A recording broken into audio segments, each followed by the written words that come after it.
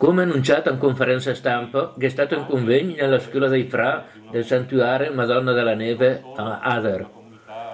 Un convegno con Tata Zet, relatore all'altezza del Homester, ma che però, nel mese del discorso, è il sindaco di Ader, Oscar Lancini, chiamato per spiegare i dettagli del PGT già approvato dalla sua giunta.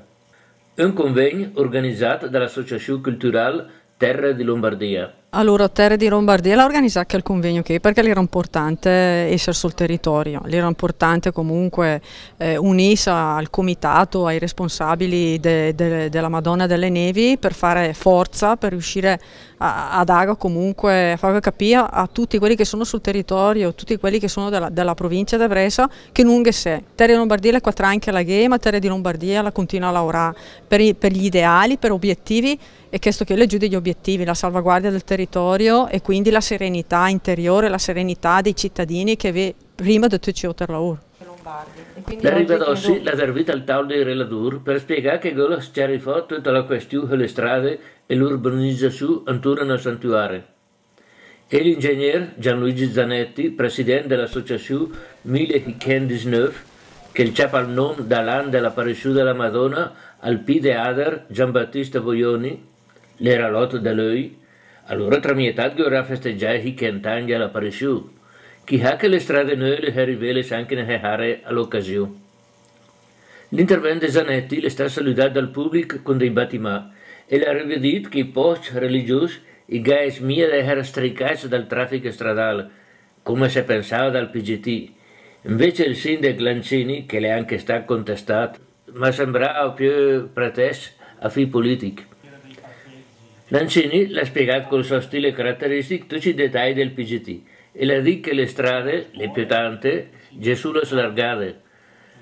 Ma dopo che il convegno che cambierà l'argotto nel PGT del Comune? Certo che cambia argotto, la proposta l'abbiamo fatta stamattina, evidentemente era ratificata dal Consiglio Comunale, però noi abbiamo fatto un passo avanti, anche l'esigenza di tutelare il santuario, aumentando le aree agricole vincolate, in modo tale che non sappia che in giro la strada epidemia costruire, insomma, ecco. Presente poi la Hessura all'agricoltura della provincia Tomasoni, che ha parlato della possibile università del V a Ader. Ma l'ha detto che è una possibilità a Erbosc. L'università del vino è una bella roba, sapeva farla, però sa chi ha una bella cascina, bella grande, a disposizione, è una cascina che è attrezzata da tutto, perciò è inutile consumare dell'altro territorio agricolo che i nostri agricoltori hanno bisogno del territorio. Questa università sapeva farla a Erbosc che visì.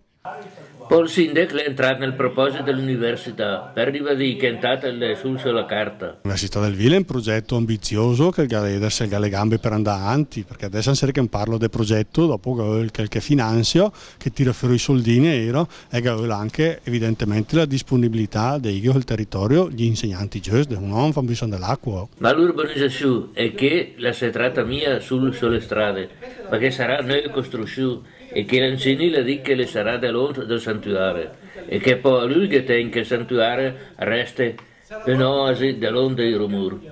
L'urbanizzazione è stata il tema toccato poi da Giuseppe Romele, che è della Commissione Agricoltura della Camera dei Deputati, che l'ha ribadito che vuole cercare, non che è possibile, di tenere a mal terreno, che è importante per gli agricoltori della Francia Corta. Ecco, come in tutte le robe che è mai da esagerare.